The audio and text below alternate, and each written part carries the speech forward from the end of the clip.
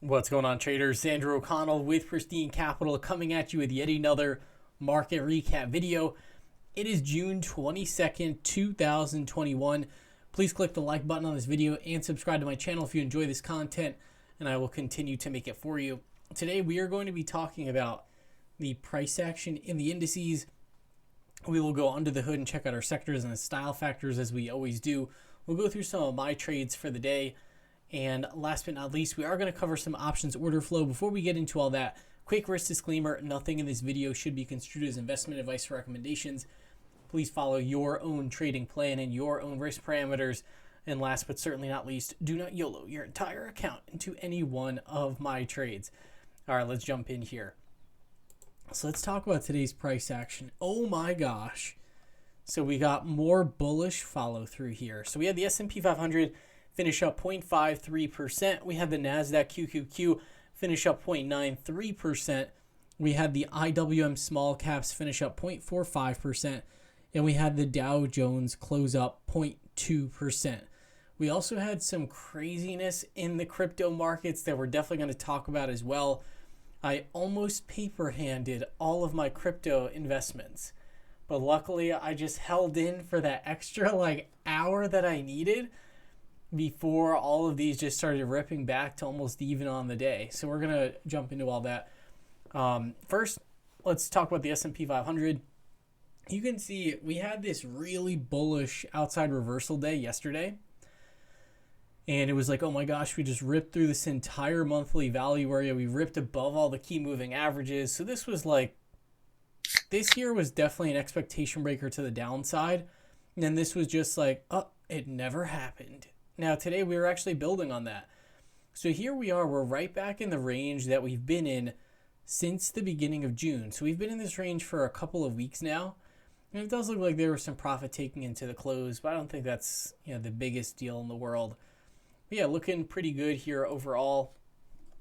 Let's take a look at our NASDAQ. NASDAQ has been leading the market.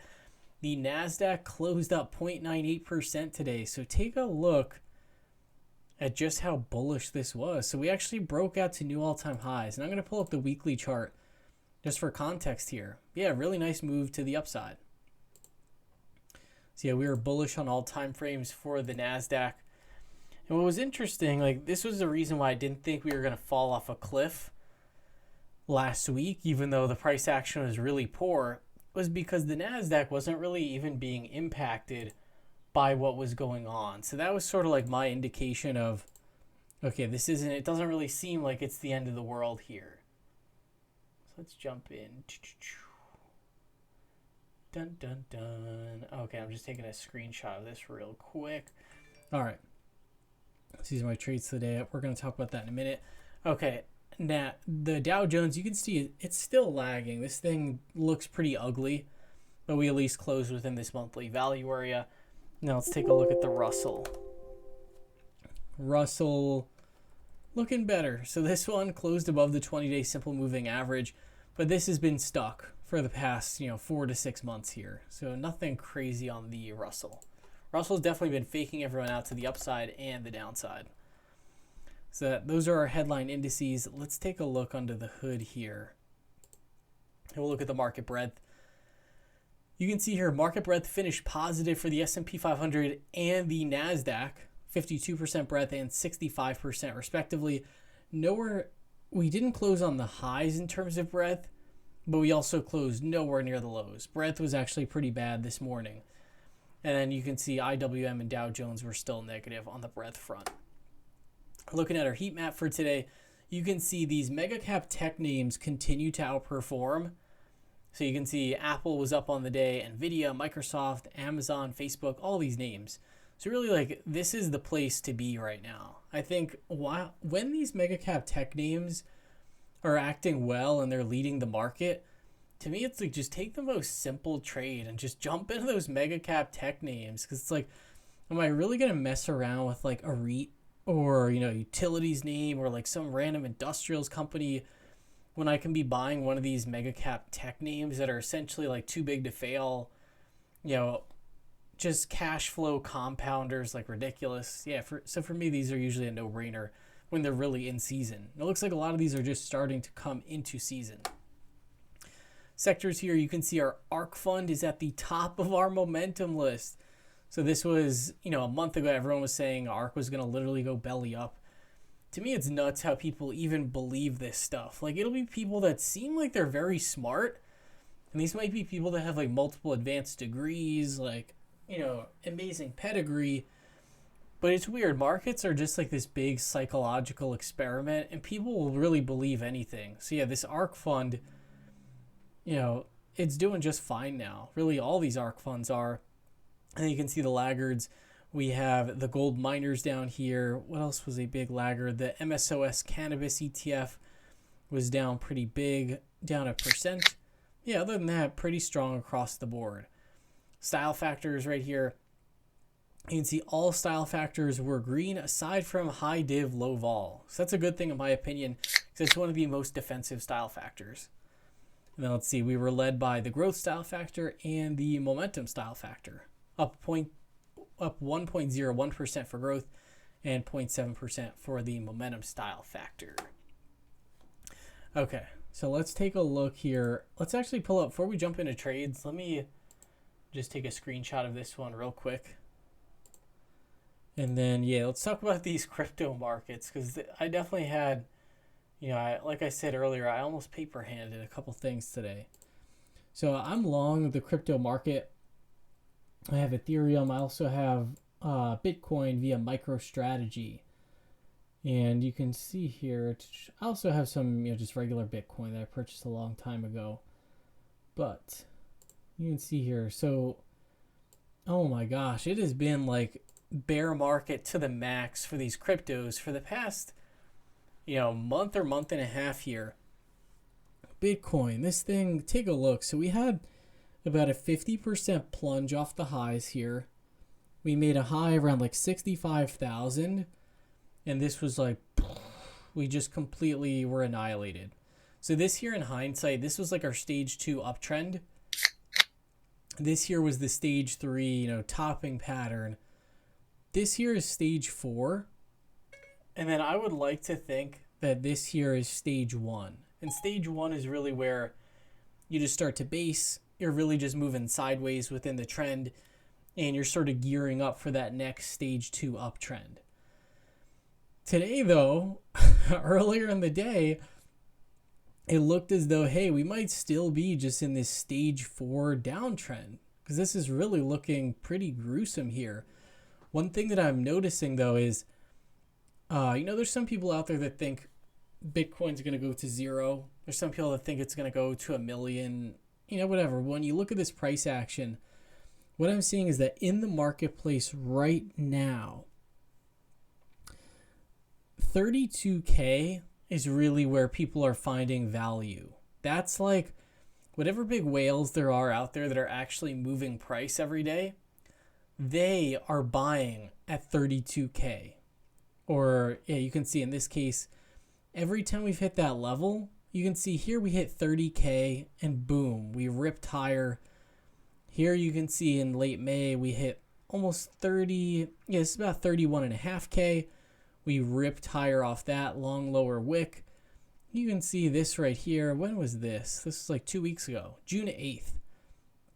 We hit about 31K. Boom, we ripped higher off of that.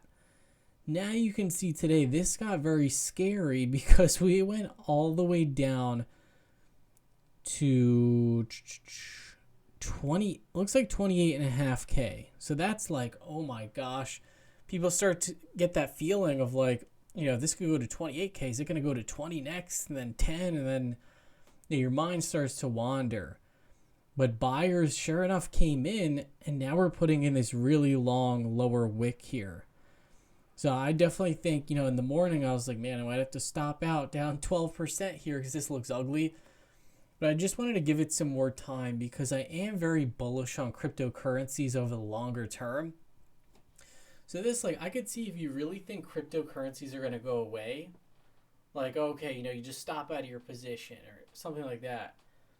But for me, I think this is like a whole new asset class. It's kind of like the way that I see it is, so during the coronavirus crash, equities fell about 35%.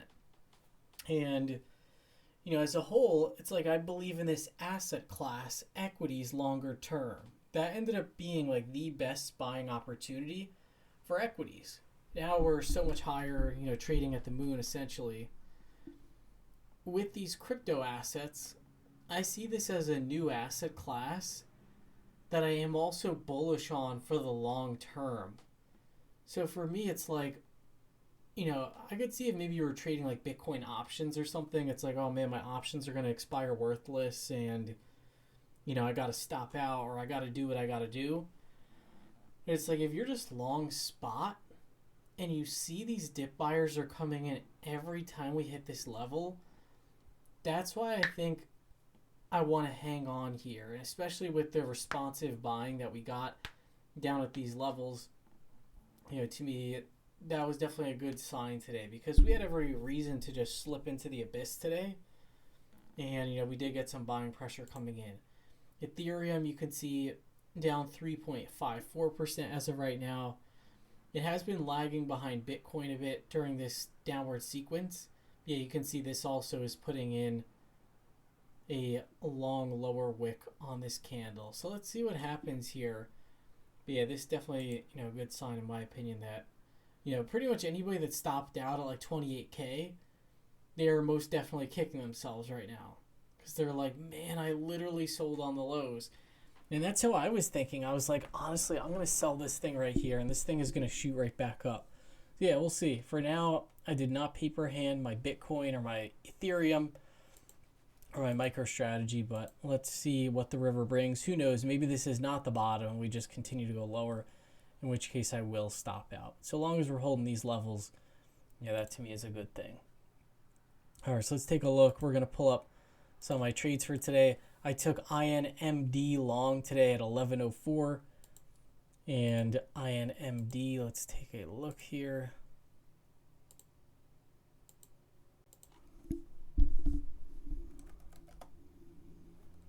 This one you can see here, nice finish for INMD. This one, it's a healthcare name. A lot of people have been watching this name very closely. And you can see we're just consolidating. We tagged that 20-day simple moving average yesterday. And we're looking pretty solid here. So let's see if we can extend these gains and actually make it to new all-time highs. See, I got long some common shares there. And then what else here? I try not to be like super active. This morning at 9:41, I actually bought some SPY August 420 strike puts. I bought those for 9.48, and that's when it looked like, hey, maybe this could get a little precarious during today's session. The breadth on the market was very weak. I ended up stopping out of that about an hour and a half later, and I stopped out for $8.42, and I just put here breadth improving throughout the session. Because for me, especially if I like put on a hedge like that, I want to, just stop myself out quickly if I'm incorrect on it. So this was like, okay, lost about $1 on these calls or on these puts. No big deal. Let me just close that out and then pivot, to the correct positioning. So what else did I do? I closed out. I had some Skills August 20th calls. I closed those out for $1.70. I had paid $2.10. Same thing. I do believe Skills closed positive. But really what I was looking for, which was a breakout here, did not really materialize. So this, it closed up 0.31%, but I was looking for this thing to break above those key moving averages. There was a news catalyst, I believe it was yesterday, and it just didn't really happen. So to me, it's like, okay, Skills, I don't want to just stick in options contracts just to stick in and not to be, to be like, I don't want to be wrong on this. For me, I'd rather just, nip that in the bud. See, I closed those out, and then I got into some SE July 16th 280 strike calls for $12. SE to me just looks pretty fantastic here. So SE is up or closed down 0.07%. Got this one when it was trading for a little bit cheaper on the session. And SE, we're consolidating right by these prior all-time highs. And if you look where we're trading, we are right on this all-time high right here. And we're just getting this really nice tight price action as we trade there. So at some point, I think this one just needs like that little push to just push out and, potentially even hit $300. So yeah, this one, I really like this setup for SE. And I might even add to this position. We'll have to see. And then the other trade that I took, this one was also like really like this setup. I got long the Amazon July 16th 35.90 by 3600 call spreads for $2.95. So let's look at Amazon. This is like, to me, this is like as good as it gets. I'll show you what I mean by that. So I'll just pull this up on Finviz. Why not? Why not give Finviz a shot? Let's see, Amazon. Where are you? Look at this weekly chart. This one is just like so close to just breaking out of this range. And also look at this monthly chart. Look at this tight action here. And we had this shakeout over the prior month. And now we're just right back at the upper end of that range. This to me, like when you zoom out to the monthly, it's like, could Amazon get to 4,000? It's not out of the question. So like my call spread is 35.90 by 3600. And if that one ends up being a winner, that could be like a double or a triple, whatever it might be. So we'll see. But yeah, I really like this setup in Amazon. And sometimes what I'll do, this is something I'm trying to work on, is I'll have a setup that I really like. I'm not sure if this ever happened to you guys, whoever's watching this video, but you find a setup that you really think is A+, and then it just kind of like gets away from you. Like you might be focused on something else and it's like, oh my gosh, it just went without me and now I can't really get in. So with this one, I was like, I want to just plant my flag. I've been eyeing this stock for the past week. I'm going to get my position on. So that's what I did today. And then I think that was about it for my trades for today. Yeah, that was about it. So yeah, I like where I closed out for the day and I feel good with those positions.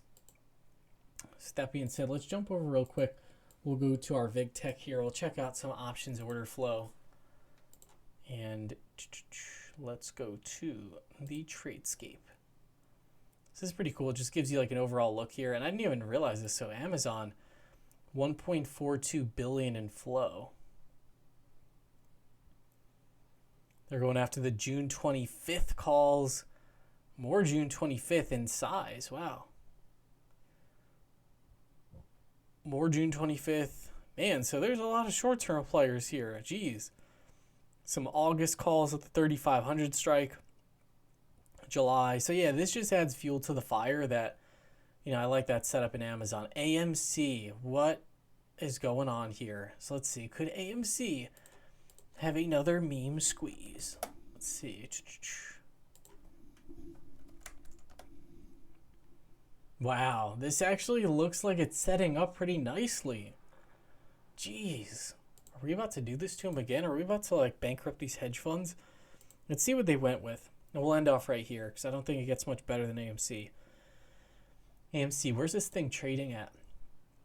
58.27. So they're going after the 60 strikes for June 25th. Those are this Friday. 55 strike for this Friday. 56 strike for this Friday. They're attacking it again. 35 strike for this Friday. Yeah, so we'll have to see. 145 strike for July. Jeez. So yeah, could it get going? This honestly does not look like a bearish setup here. It looks like the 20-day simple moving average is catching up to price. So this thing is no longer even that extended anymore. So this, surprisingly enough, this is going to be on my watch list for tomorrow. We'll have to see. But that about does it for our VigTech options order flow. That about does it for this market recap video as well. This one was kind of long, almost 20 minutes. Hope you all have an awesome rest of your evening, and I will see you all tomorrow.